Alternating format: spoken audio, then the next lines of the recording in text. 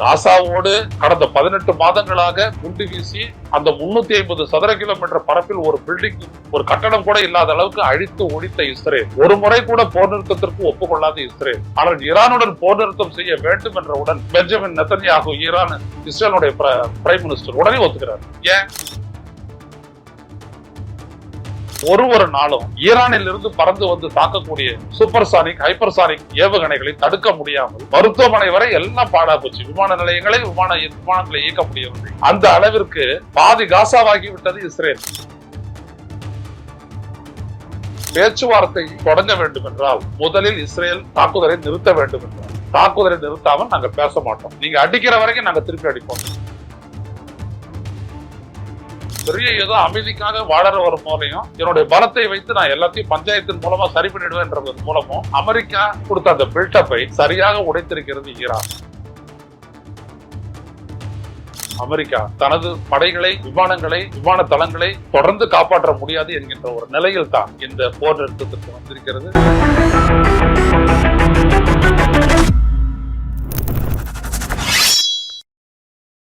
வணக்கம் தோழர்களே, ருஷ்ய செய்திகளின் வாயிலாக என்ற மீண்டும் உங்களை சந்திப்பதில் பெரும் மகிழ்ச்சி அடைகின்றேன். போர் நிறுத்தம் ஏற்பட்டு விட்டது, ஆனால் தாக்குதல் தொடர்கின்றது என்கின்ற ஒரு செய்தி வந்திருக்கிறது. மிகவும் வினோதமாகத்தான் இருக்கின்றது. நேற்று இரவு வரை கடுமையான தாக்குதல் இரு தரப்பிலும் மேற்கொள்ளப்பட்டது.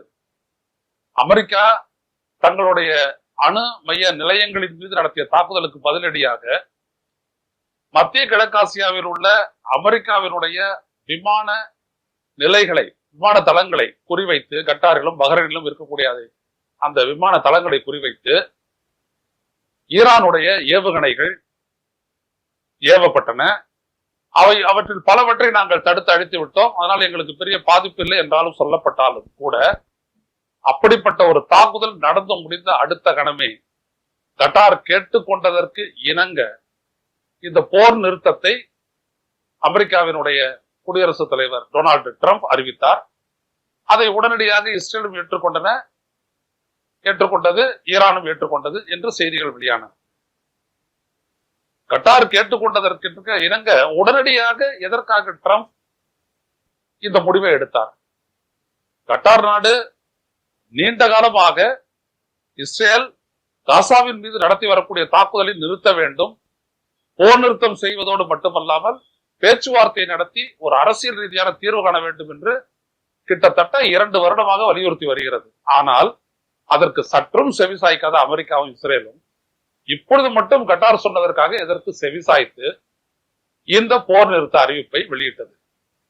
காரணம் ஒன்றுதான், அமெரிக்கா காப்பாற்ற வேண்டிய அதனுடைய விமான தளங்கள் மத்திய கிழக்காசியாவில் அது நிறுத்தி வைத்திருக்கக்கூடிய அந்த விமான தளங்களில் இருக்கக்கூடிய விமானங்கள், அங்கே இருக்கக்கூடிய 40 to 50,000 வீரர்கள், இவர்களை காப்பாற்ற வேண்டும் எனில் ஒரே ஒரு ஏவுகணை வந்து விழுந்து ஒரு 10 அமெரிக்க வீரர்கள் செத்தாலும் கூட அதற்காக அதிபர் ட்ரம்ப் அமெரிக்க மக்களிடம் மிகப்பெரிய அளவில் ஓலமிட வேண்டும், அழ வேண்டும். அப்படிப்பட்ட ஒரு நிலை ஏற்படும். உடனே இதுதான் சாக்கு என்று பார்த்தார். தன்னுடைய அங்கே தூரத்தில் இருந்துட்டு அமெரிக்காவினுடைய ஒரு விமான தளத்திலிருந்து நீண்ட தூரம் பயணிக்கக்கூடிய B-2 விமானத்தை வைத்துக் கொண்டு அது ராடாரில் சிக்காத அந்த விமானம் என்று சொல்லி அது வந்துட்டு 3 ஈரானுடைய அணு மையங்களை குறிவைத்து தாக்குதல் நடத்தியது. டீப் பெனிட்ரேட்டிங் பாம்ஸ் என்று சொல்லக்கூடிய பங்கர் பஸ்டர் GPU-7 என்கின்ற அந்த ஆயுதங்களை பயன்படுத்தி அடித்து விட்டோம், வெற்றிகரம் என்றெல்லாம் சொல்லி 37 மணி நேரத்தில் அவைகள் எல்லாம் திரும்பி வந்து விட்டன என்று சொன்ன ட்ரம்பால் அங்கே அருகில் இருக்கக்கூடிய அவருடைய விமான தளங்களை ஈரானுடைய தாக்குதலிலிருந்து காப்பாற்ற முடியுமா? எவ்வளவு காலம் காப்பாற்ற முடியும் என்கின்ற கேள்வி எழுந்ததுதான் இந்த போர் நிறுத்தத்துக்கு காரணம். இன்னொன்று, இன்றைக்கு கட்டாரினுடைய அந்த நாட்டினுடைய எல்லைக்குள் இருக்கக்கூடிய கடற்பரப்பில் இருக்கக்கூடிய அந்த விமான தளங்களை காப்பாற்றுவதற்கு கட்டார் முயற்சிக்கவில்லை என்றால் நாளைக்கு கட்டாரும் அமெரிக்காவோடு சேர்ந்து விட்டது என்று சொல்லி கட்டார் மீதும் குண்டு வீச ஈரான் தயங்காது என்பதும் அவர்களுக்கு தெரியும். எனவே ஆக நெருக்கடி ஏற்பட்டுள்ள ஒரு நிலையில் அமெரிக்காவினுடைய அதிபர் இந்த முடிவை எடுத்து அறிவித்திருக்கிறார். காசாவோடு கடந்த 18 மாதங்களாக குண்டு வீசி அந்த 350 சதுர கிலோமீட்டர் பரப்பில் ஒரு பில்டிங், ஒரு கட்டடம் கூட இல்லாத அளவுக்கு அழித்து ஒழித்த இஸ்ரேல், ஒரு முறை கூட போர் நிறுத்தத்திற்கு ஒப்புக்கொள்ளாத இஸ்ரேல், ஆனால் ஈரானுடன் போர் நிறுத்தம் செய்ய வேண்டும் என்றவுடன் பெஞ்சமின் நெத்தன்யாகு, ஈரான் இஸ்ரேலுடைய பிரைம் மினிஸ்டர், உடனே ஒத்துக்கிறார். ஏன்? அங்க இருந்துட்டு காசால இருந்துட்டு அந்த மாதிரி ஒரு தாக்குதல் நடக்கல. ஹமாஸ் ஆரம்பத்தில் நடத்த தாக்குதலோட சரி.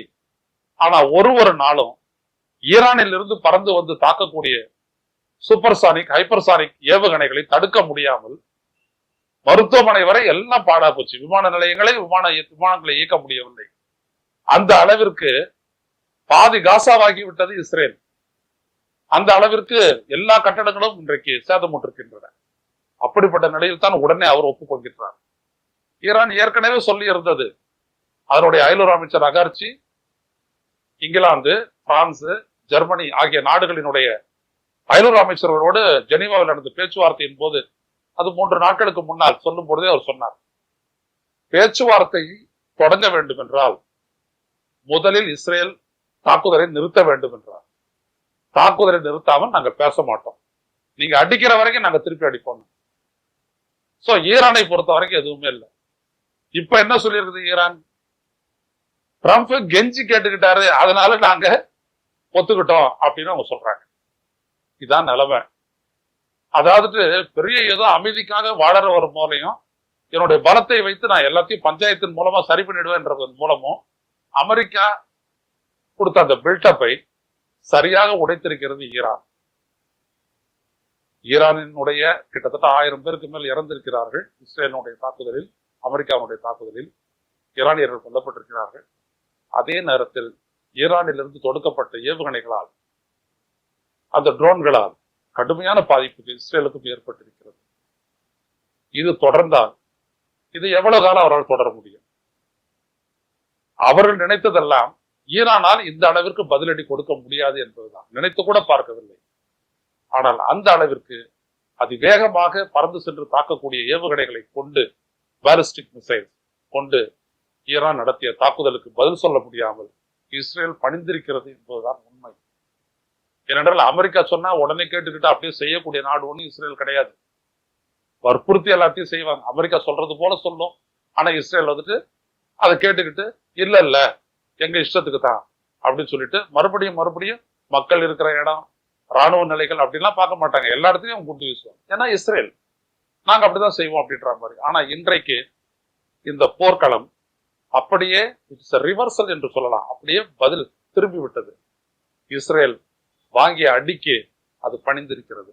அமெரிக்கா தனது படைகளை, விமானங்களை, விமான தளங்களை தொடர்ந்து காப்பாற்ற முடியாது என்கின்ற ஒரு நிலையில் தான் இந்த போர் நிறுத்தத்திற்கு வந்திருக்கிறது.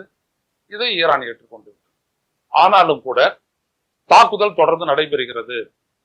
6 முறை ஈரானில் இருந்து புறப்பட்ட ஏவுகணைகள் இஸ்ரேலில் விழுந்து வெடிக்கின்றன. எங்களுக்கு பாதிப்பு ஏற்பட்டிருக்கிறது. இதற்கு பதிலடி தருவோம் என்று இஸ்ரேலிய அமைச்சர் சொல்லி இருக்கின்றார். உடனே ஈரான் சொல்லிவிட்டது, நீங்க பதிலடி கொடுக்கறதுனா போடுங்க, நாங்களும் திருப்பி அடிக்கிறோம்னு சொல்லிட்டாங்க. அது இந்த போர் நிறுத்தம் எப்போத்துல இருந்து நடைமுறைக்கு வரப்போகுதுன்னு தெரியல. 6 மணி நேரத்துல வரும் அப்படின்னு சொன்னாங்க.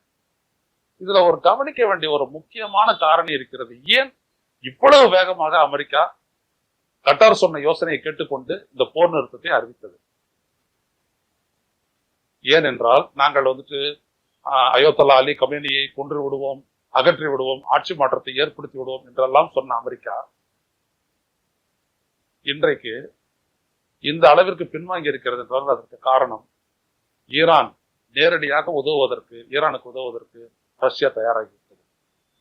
சீனா அது எல்லா விதமான ஆயுதங்களையும் ஈரானுக்கு அனுப்ப தொடங்கிவிட்டது. இதோடு சேர்ந்து வடகொரியாவும் ஈரானுக்கு நேரடியாக உதவ முன்வந்துவிட்டது. இதே நேரத்தில் தனது படைகளை மட்டும் காப்பாற்ற முடியாது. இது இந்த போர் நீடித்து கொண்டே போனால் இது பெரும் பாதிப்பை, பொருளாதார தாக்கத்தை ஏற்படுத்தும். ஏனென்றால் ஈரான் இன்னும் ஒரு மாச காலம் இந்த போரை தொடர்ந்து தாக்கிட்டாங்க அப்படின்னா அதற்கு பிறகு மத்திய கிழக்கு ஆசியாவிலிருந்து எந்த ஒரு கப்பலும் எண்ணெயோடு உலக நாடுகளுக்கு புறப்பட்டு செல்ல முடியாது. ஏனென்றால் எல்லா விதமான நீர் இணைகளையும் அந்த ஸ்ட்ரெயிட் என்று சொல்வார்களே, அந்த பாதைகளை எல்லாத்தையும் ஈரான் தடுத்து விட முடியும். அது வழியாக செல்லக்கூடிய ஆயில் கண்டெய்னர்களை அவர்கள் குண்டு வீசி, அதுவும் சரி ஹூதிஸ் சொல்லக்கூடிய இன்னொரு ஏமனில் இருந்து செயல்படக்கூடிய அந்த படைகளும் செய்திருக்க முடியும். எனவே அப்படிப்பட்ட ஒரு நிலையில் தான் இந்த போர் விரிவடையவும் கூடாது. அதே நேரத்தில் நீண்ட காலம் இந்த போர் நடந்தாலும் அது தங்களால் தாக்குப்பிடிக்க முடியாது என்கின்ற ஒரு நிலையில் தான் அமெரிக்கா இந்த போர் நிறுத்தத்துக்கு ஒப்புக்கொண்டிருக்கிறது. இது ரொம்ப முக்கியம். சரி, இதற்கு மேல் ஒருவேளை பேச்சுவார்த்தை நடந்தாலும் கூட அந்த பேச்சுவார்த்தை யாருக்கு பலனளிக்கும்? இந்த கேள்விக்கு நான் பதில் தர வேண்டும். ஏனென்றால் ஒரு இஸ்ரேல் இந்த போரில் ஒரு பகுதி, ஒரு பார்ட்டான இஸ்ரேல் அணு ஆயுதங்களை வைத்திருக்கிறது. 260 வார்ஹெட் என்று சொல்கிறார். ஆனால் அது சொல்கிறது ஈரான் அணு ஆயுதத்தை உருவாக்கிவிட்டால் அது எனக்கு அச்சுறுத்தல் இருக்கிறது. ஈரானிடம் அணு ஆயுதம் இருப்பது தங்களுக்கு அச்சுறுத்தல் என்றால் அதே நிலைப்பாட்டை ஈரானும் எடுக்கலாமே. உன்னிடம் அணு ஆயுதம் இருப்பது என்னுடைய அச்சுறுத்தல் என்று அந்த அச்சுறுத்தலுக்கு எதிராக நான் ஒரு அச்சுறுத்தல் ஆயுதத்தை கெட்டரன் நான் ஏன் உருவாக்கக்கூடாது என்கின்ற கேள்வியை இந்த பேச்சுவார்த்தையின் போது முன்வைத்தால் என்ன சொல்வார்கள்? நான் NPT ஒப்பந்தத்துல கையெழுத்து போட்டன்றதுக்காக நான் அணு ஆயுதம் செய்யக்கூடாது, உருவாக்கக்கூடாது. ஆனா அதுல கையெழுத்து போடலன்றதுக்காக இஸ்ரேல் எல்லாத்தையும் உருவாக்கிக்கலாமா? அதை எந்த அளவிற்கு நீங்கள் ஏற்றுக்கொள்கிறீர்கள், எப்படி ஏற்றுக்கொள்கிறீர்கள் என்கின்ற ஒரு கேள்வி எழுப்பப்பட்டால் அது உலக அளவில் அது ஒரு பெரிய விவாதம் ஆகும். ஏனென்றால் இந்தியாவை NPT கையெழுத்து போட்டுதான் அணு ஆயுதங்களை எல்லாம் செஞ்சு தயாரா வச்சிருக்கிறோம். ஈரானை கண்காணிக்கக்கூடிய அதே இன்டர்நேஷனல் அட்டாமிக் எனர்ஜி ஏஜென்சி, சர்வதேச அணுசக்தி கண்காணிப்பு முகமை, அதேதான் இந்தியாவில் இருக்கக்கூடிய அணு உலைகள் எல்லாத்தையும் கண்காணிக்குது. ஆனா 2 இடம் எக்ஸப்ஷன். ஒண்ணு கல்பாக்கத்தில் இருக்கக்கூடிய Indira Gandhi centre for atomic energy, இன்னொன்னு Bhabha atomic research centre, Trombay, மும்பைக்கு பக்கத்துல இருக்கு. இந்த 2 இடமும் அந்த கண்காணிப்புக்கு உட்படுத்தல. ஏன்னா அந்த 2 இடத்துலயும் நம்ம வெப்பன் கிரேடு யுரேனியத்தை உருவாக்குறோம், ஆயுதங்களை செய்யக்கூடியதை செய்யறோம். அதனால கண்காணிப்புக்கு ஒப்புக்கொள்ள முடியாது என்று இந்தியா சொல்லிவிட்டது. அதை ஏற்றுக்கொண்டுதான் அவர்கள் இருக்கிறார்கள். அதே போல பார்டோ அல்லது நெட்டான்ஸ் போன்ற இடங்களில் நாங்கள் எங்களுக்கான அணு ஆயுதங்களை உற்பத்தி செய்வோம், அது எங்களுடைய பாதுகாப்பிற்காக என்று ஈரான் சொல்ல போனால் அதற்கு என்ன விதமான பதிலை சொல்ல முடியும்?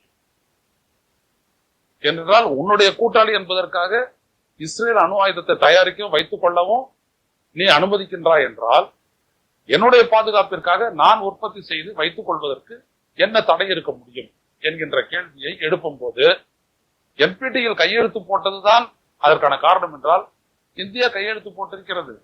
NPT என்பது நியூக்ளியர் ப்ராலிஃபரேஷன் ட்ரீட்டி, நியூக்ளியர் நான் ப்ராலிஃபரேஷன் ட்ரீட்டி என்றால் இன்னொரு நாடு அணு ஆயுத உற்பத்தியை செய்வதற்கு உதவக்கூடாது என்பதுதான் அது முதன்மை. அந்த அடிப்படையில் இன்னொரு நாடு அணு ஆயுதம் உருவாக்க நான் உதவ மாட்டேன், அவ்வளவுதான், அந்த உறுதிமொழியை தரேன். ஆனா நான் உருவாக்குவேன் என் பாதுகாப்புக்காக என்று ஈரான் சொல்லுமானால் இந்த பேச்சுவார்த்தையில் மிகப்பெரிய ஒரு முட்டுக்கட்டை ஏற்படும். இதுதான் இங்க முக்கியமாக கவனிக்க வேண்டியது. ஏன்னா அணு ஆயுதம் வச்சுக்கிறதுக்கு இந்த 5 நாடுகளுக்கு தான் உரிமை இருக்கு அப்படின்னோம்னா, அப்ப நார்த் கொரியா வச்சிருக்கிறாங்க, இந்தியா வச்சிருக்குது, இஸ்ரேல் வச்சிருக்குது, ஏன் மற்ற நாடுகளும் வச்சுக்க கூடாது அப்படின்ற ஒரு கேள்வி பலமாக எழும். அணு ஆயுதம் வச்சிருக்கிறதுனாலே ஒரு நிரந்தர உறுப்பினர், ஐநா பாதுகாப்பு பேரவையினுடைய செக்யூரிட்டி கவுன்சில் நிரந்தர உறுப்பினராக ஆகலாம் என்கின்ற தகுதியும் உடைபடக்கூடிய ஒரு நிலை இந்த போரில் ஏற்பட்ட விளைவு என்று கூட சொல்லலாம்.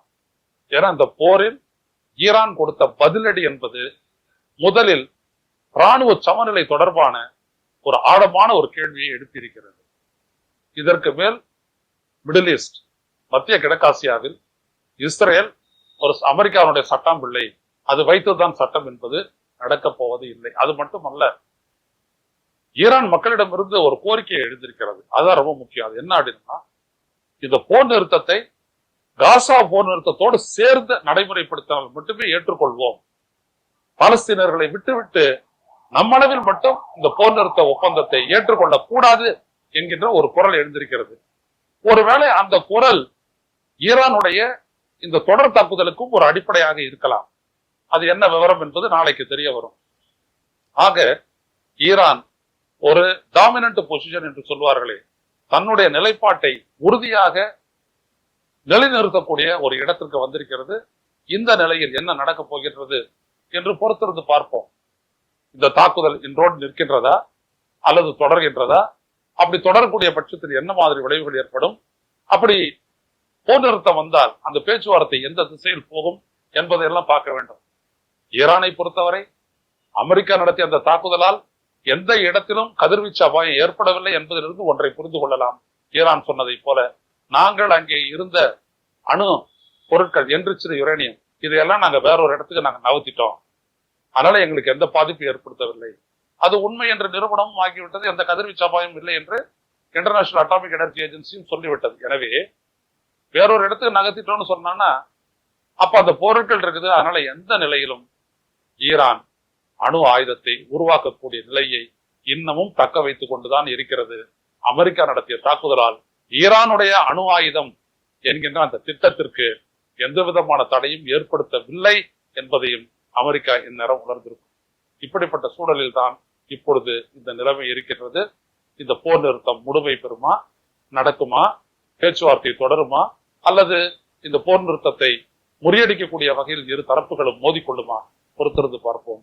மீண்டும் சந்திப்போம். நன்றி, வணக்கம். ஊடகம் கார்ப்பரேட் அரசியல்வாதிகளின் கைப்பாவையாக அடிமைகளாக இருந்தது போதும், இனி சாட்டை எடுத்து சுழற்றும் நேரம் வந்துவிட்டது.